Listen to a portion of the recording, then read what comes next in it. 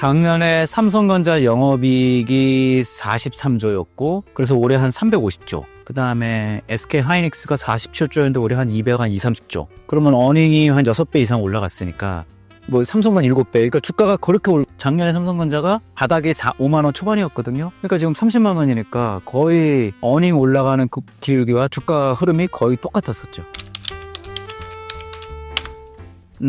사실은 4월 달에 얘기할 때는 이 정도 될 거로 봤죠. 그 전까지는 사실 올해 초만 해도 이 정도 영업이익이 나올 거라 생각 못 했었는데 사실 변곡점이 있었어요. 3월 달에 PC랑 스마트폰에 들어오면 범용 D램 가격이 급등을 했어요. 사실은 지금은 범용 D램 수익률이 HBM 수익률보다 훨씬 좋아요. 그래서 그때 3월 때 올라갔을 때 그걸 보고 마침 근데 이란 전쟁이 있었잖아요. 그때 시장은 굉장히 두려워했었는데 이거는 제가 볼 때는 아무리 매크로 환경이 좀 그래도 개별 산업이 엄청 좋으면 그 기업이 어떤 실적으로 움직인다. 그래서 제가 저번에 찍었을 때도 그랬지 않았습니까? 매크로 변수는 참고는 하지만 그거를 절대적으로 하면은 좋은 수익률 내기 어려웠다. 그게 아마 이번에 보였던 가장 중요한 반도체 원인이 그 흐름이다. 왜냐하면 전쟁이 하는 도중에 주가가 세게 올라갔잖아요. 신고가? 그게 이제 매크로와 그 개별 기업은 다르다. 그러니까 전쟁을 해도 전체 장 자체는 안 올라갈지 몰라도 개별 종목과 개별 섹터는 전쟁 중에도 올라갈 수 있다는 상징적인 뭐 이벤트였다고 볼 수 있겠죠. 이번 상반기 때 거의 9천까지 찍은 거는 반도체 힘이죠. 거의 한 80%가 반도체 힘이라고 볼 수 있죠. 근데 얘 때문에 나머지 IT 대형 섹터도 같이 올라갔죠. 근데 그게 이제 어떻게 보면 재밌는 게 삼성전자 하이닉스 여전히 애널리스트 입장에서 봤을 때는 밸류에이션이 저렴한데 기타 대형 IT 종목들은 내가 판단하기에는 좀 많이 올랐다, 오버밸류 됐다 라는 느낌을 받아요. 물론 중장기적으로 기판도 좋고 MLCC도 좋은데 밸류에이션이 삼성전자 하이닉스와는 너무 차이가 많이 나니까 제가 중요한 거는 주식이라는 건 펀더멘털 50에 수급의 50인데 삼성전자 하이닉스는 펀더멘털을 다 반영 못한 주가고 아직도 업사이드가 있어 보인다고 많은 분들이 저도 그렇게 보고 있고 대신에 나머지 기타 대형 IT 종목들은 펀더멘털보다 주가가 좀 더 많이 올라가지 않았나? 그러니까 수급의 힘이 좀 컸었죠. 그거는 이제 제가 항상 말씀드리지만 펀더멘털 분석은 내가 확실히 알고 수급은 모르진 않지만 이걸 말하기가 어려운 게 이게 사실 애널의 영역보다는 이게 완전히 그냥 돈의 흐름이니까 근데 흐름은 내가 볼 수는 있죠. 그러니까 그리고 반도체가 많이 올라가니까 나머지 대형 IT 종목도 덩달아 올라갔죠. 뭐 말씀 안 드려도 어떤 종목이 얼마나 시가총액이 올라간지는 아실 수 있을 거예요. 예.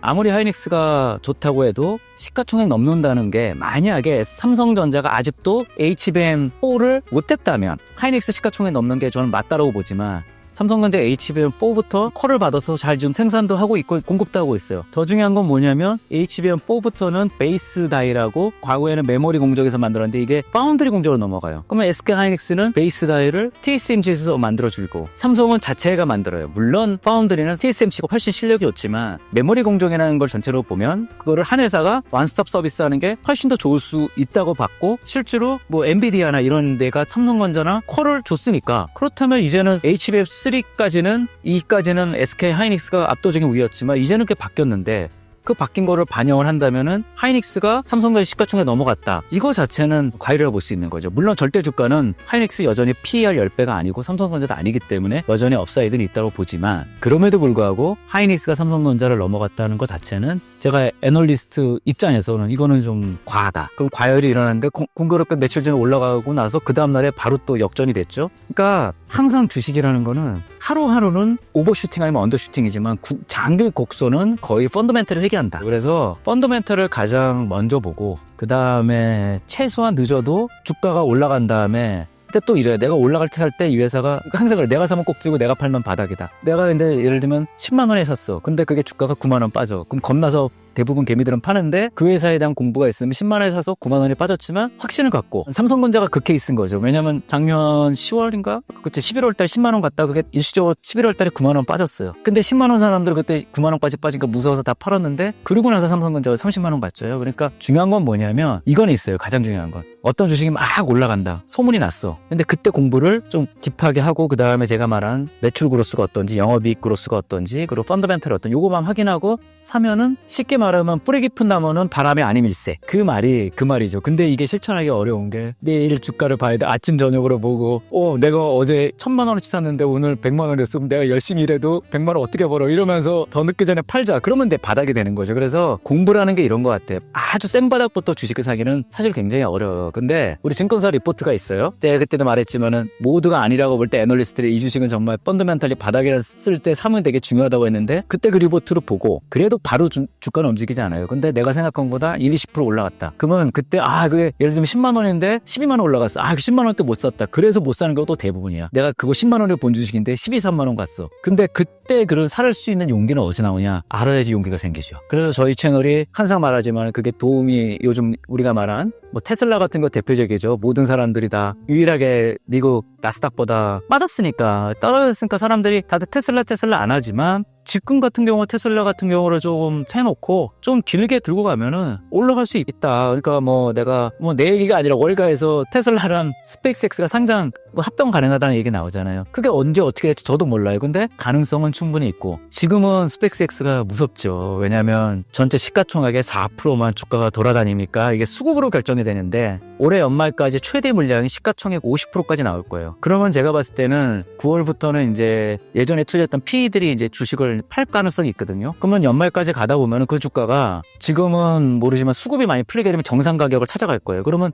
한 11월, 12월쯤에 스페이스X 공부 열심히 하다 보면은 그 회사를 좀 사놓고 진드기 기다리면 분명하게 무슨 이벤트가 생길 거예요. 그러면 주가가 빠질 수가 있을 거예요. 그때 용기를 낼 수 있게끔 지금부터 공부해 놓으면 좋다. 그래서 테슬라도 지금은 어닝이 꺾이니까 지금 계속 주가가 빌빌대고 있지만 최근에 자율주행 구독 서비스 바뀌면서 엄청 지금 반응이 좋고 조만간에 중국 정부가 아마 승인을 냈던 거를 제가 확인해 봐야 되는데 FSD 관련된 승인을 낼 것 같아요. 그러면 이 그림이 완전히 바뀌는 거지. 그래서 제가 봤을 때는 스페이스X라는 테슬라는 단기적으로 더 주가를 지금 잘 모르겠지만 롱텀으로는 분명히 엔비디아 같이 될 거라는 생각이 저는 갖고 있어요. 예.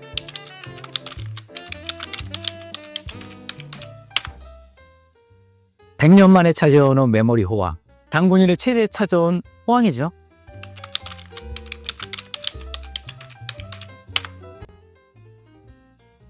그렇죠.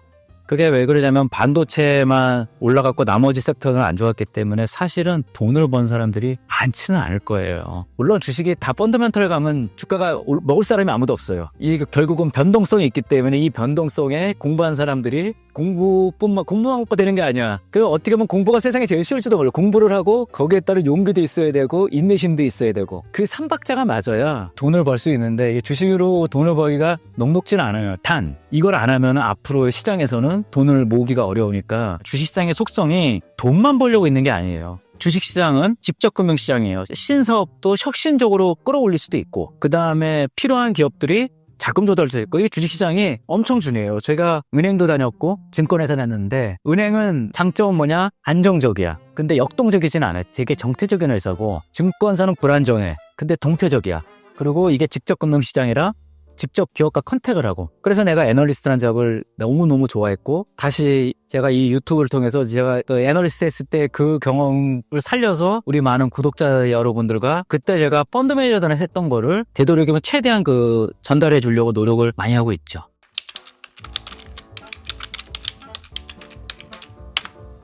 2008년도 금융위기, 그 다음에 2020년 팬데믹 터질 때 장 깨진 때 그거는 약간 블랙스완적인 거고 요 반도체 업황이 언제 좀 안 좋았냐? 2016년도 좀 안 좋았어요. 근데 기억이 나는 게 2015년도 때 홍콩 NDR 가는데 열심히 삼성전자 마케팅으로 나갔는데 그때 삼성전자 갤럭시 노트가 배터리 폭발 사고가 났어요. 그러고 나서 공교롭게도 반도체 업황이 꺾였어요. 근데 그때 제가 느꼈던 게 뭐냐면은 그때 이제 막 업황에 대한 논란이 많았는데 그때가 무슨 얘기냐? 2016년도가 뭐였냐? 4차 산업혁명이었어. 내가 그래서 기억이 나는 게 10년 전에 2017년도 초에 내가 냈던 리포트가 4차 산업혁명에 투자라고 해가지고 그때 반도체 얘기랑 배터리 얘기했던 기억이 나거든요. 근데 그때 그 직전이 뭐였냐면 삼성전자가 갤럭시 노트 배터리 사고가 터졌어요. 근데 결국 무슨 얘기냐면은 근데 제가 이게 하락장이 어떻게 올 건지 나도 잘 몰라요. 근데 중요한 건 뭐냐면은 지금 반도체가 너무 좋아서 상반기 때 그러면 상반기만큼 하반기가 갈 거냐에 대해서는 승인은 그렇게는 안 나요. 그러니까 쉽게 말하면은 지난 상반기 기울기가 한 60도 정도 됐으면 하반기는 기울기가 60도는 어렵겠죠? 한 30도, 20도?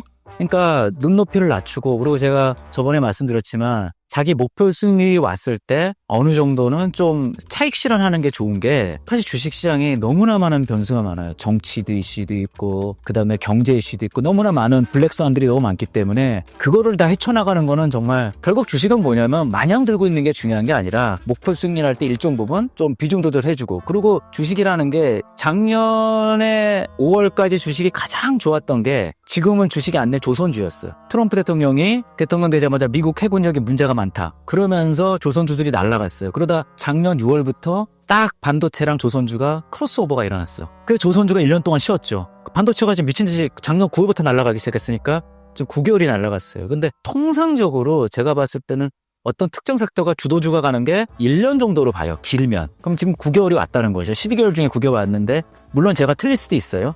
연말까지 더 갈 수 있으니까. 그러니까 제가 말한 게 목표 수익률이 왔을 때 분할 매도를 하면은 마음이 편안하다. 그래야 주식을 오래 하고 있고 객관적으로 봐요. 근데 계속 들고 있으면 어떻게 되냐면 이성적 판단을 못하게 해줘. 그러니까 주식이 그래서 어려운 거예요. 이성과 감정이 교차가 돼 있어서 이거를 조절 잘하는 게 저도 이렇게 말은 하지만 나도 잘 못해요. 주식 갖고 사랑에 빠지면 안 돼. 주식이라는 건 항상 생명체와 같아서 항상 좋을 수가 없거든요. 업앤다운 사이클이 있고 근데 이제 엔비디아 같은 종목들은 정말 수십 배가 같죠. 근데 엔비디아가 왜 그러냐? 독점적인 기술이 있거든. 근데 내가 이제 우리나라 메모리 반도체를 좋아하지만 메모리 반도체에 과연 독점적인 기술이냐? 미국의 마이크론도 하고 있어요. 제가 항상 말하지만 독립 변수가 아니라 종속 변수야. 독립 변수는 미국의 하이퍼스케일러들이 AI 정책을 어떻게 할 때 달려 있기 때문에 그런 독립적인 거. 그런데 그런 회사가 우리나라에 없죠. 그런데 우리나라가 어디에 움직이냐? 항상 말씀드리지만 지정학 전략에 많이 미국의 국가안보 전략, 미국의 전략에 잘 쫓아가는 게 그럼 어떤 분은 그러지? 소윤철 박사님 왜 그런 얘기해요? 라고 하지만 저는 실용주의자예요. 100년 전에 일본의 식민지 됐던 거 뭐냐? 우리의 내부 역량이 없었기 때문에 강대국 정치에 우리가 희생양이 됐지만 우리가 미중 패권 경쟁에 이렇게 힘을 가진 건 뭐냐? 우리가 반도체 기술도 있고 조선 기술도 있고 방산 기술도 있고 자동차 기술도 있으니까 미국과 중국이 패권 경쟁하면서 서로 한국과 파트너를 한 거다. 그건 뭐냐? 우리나라가 그만큼 외적인 역량을 갖췄고 그래서 우리나라가 내가 보는 거는 우리나라가 가장 지금 그 독보적인 기술이 있는 게 하나 있어요. 뭘까요? K 콘텐츠.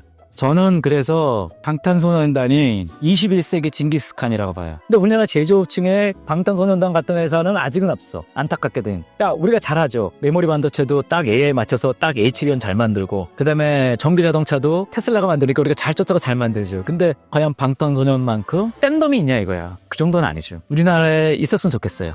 우리는 다 어쨌든 계속 패스트 팔로우고 독보적인 그런 회사가 없죠. 그래서 제가 주식시장이 중요하다고 그런 거예요. 그런 크리에이터, 창조적이고 독보적 기술력을 나오게 하는 금융시장의 힘은 주식시장이다. 하반기 2026년 전략.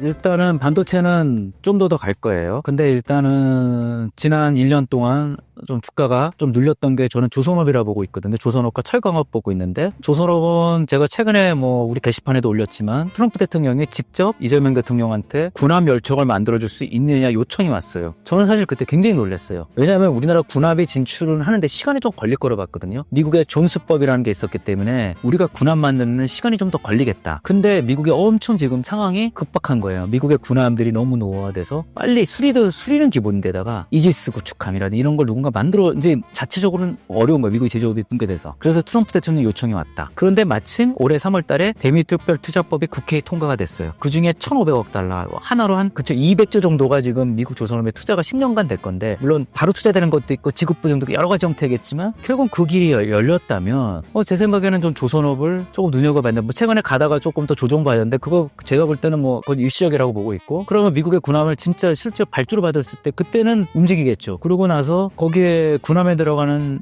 철강 제품은 굉장히 특수 철강이거든요. 그런 것도 영향을 미칠 수 있고 또 공교롭게도 조선업은 뭐 밸류에이션은 올해 기준으로는 싸지는 않아요. 근데 이게 밸류에이션이 그러니까 수주 기준으로 봐야 돼. 수주가 매출까지 기여되는 데는 2년 반에 3년 걸리죠. 군함은 좀 더 걸릴 수도 있어요. 결국은 뭐냐 수주잔고 영어로 말하면 백록에 쌓이면 그러면 그때부터는 또 올라갈 룸이 있죠. 그 두 번째는 철강 회사들이에요. 근데 철강 회사가 우리가 지금 중국 제품에 대해서 반동빙 때렸어요. 그리고 K 스틸포트 생겼어. 근데 그거 갖고 약간 좀 부족한 거야. 왜냐 요즘 이유가 있죠. 반도체 하니까 나머지 종목 섹터들이 다 좀 어려웠는데 이제 어느 정도로 이제 정부도 단위 종목 레버리지에 대한 위험성을 인식했고 그러면은 방법은 뭐냐면 지금 분위기는 철강 그다음에 북극항로 쪽도 조금 열릴 룸이 보이고 그런데 조선업체가 밸류에이션이 제일 싸. 섹터 중에 우리나라 코스피 섹터 중에 제일 싸요. 그럼 밸류에이션 부담 없어. 근데 다운사이드 리스크보단 업사이드 포텐셜이 있다면 그냥 조선철강주는 조금 담아두면 뭐 당연히 하반기도 반도체가 좀 더 갈 거로 보는데 소외받은 종목들을 조금 눈여겨보시면 어떨까. 그래서 지수는 모든 거에 평균값이기 때문에 지수가 많이 가냐 12,000이 가느냐 이거를 보면은 인덱스만 하면 돼요. 코스피 인덱스, 코덱스 인덱스 ETF 사면 되는데 뭐 그것도 방법이에요. 나는 안전하게 먹을래. 근데 조금 더 나 엣지 있게 먹는다고 생각하면은 조선이나 철강 같은 거 좀 눈여겨보면 어떨까.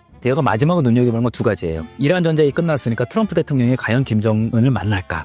첫 번째, 두 번째 11월 달에 미국 중간선거가 어떻게 될 건가. 저는 약간 이란 전쟁이 끝냈기 때문에 트럼프 대통령이 상원은 지킬 거로 보는데 그 다음에 지키게 되면 트럼프 대통령이 분명한 거는 본인이 마지막에 못 이뤘던 게 그 당시 김정은이랑 2019년 하노이 딜이었거든요. 그거가 되게 되면은 전통 제조업체, 아까 말한 우리 철강조선이 다 전통 제조업이니까 그런 룸이 있으니까 반도체는 디폴트 값으로 가져가되 약간의 여유 있는 거는 자기가 좀 차익 실현해가 남는 돈이 있으면은 이런 거는 전통 제조업, 철강, 조선, 또 화학도 볼 수 있어요. 유가가 이제 베네수엘라 원유도 나와요. 그다음에 이란산 원유도 나와요. 그리고 러시아랑 러우 전쟁이 조금 뭐 이렇게 관계 좀 종결이 되면 이러면 유가가 시장가가 되면서 중국이 우리보다 20% 이상 싸게 산 유가가 똑같이 사게 되는 거야. 그러면 우리 화학업체들이 원가 경쟁이 생기겠죠. 그래서 제가 말한 그런 조선, 철강, 화학 쪽을 조금 눈여겨보자. 그래서 부분적으로 좀 이쪽에 좀 눈을 보면 엣지 있게 수익률이 낼 수 있지 않을까 그렇게 생각하고 있습니다.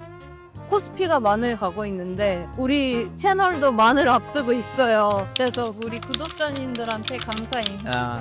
주식이 하루하루 변동성이 굉장히 큽니다. 근데 이 변동성에서 힘과 용기를 가지려면 결국 중요한 내용을 핵심을 알아야 되거든요. 저와 함께 공부하다 보시면 그 길이 두렵지 않을 겁니다. 같이 열심히 공부하면서 이 불안한 파도 속에서 우리가 좋은 길을 갈 수 있도록 노력해 보시죠. 감사합니다.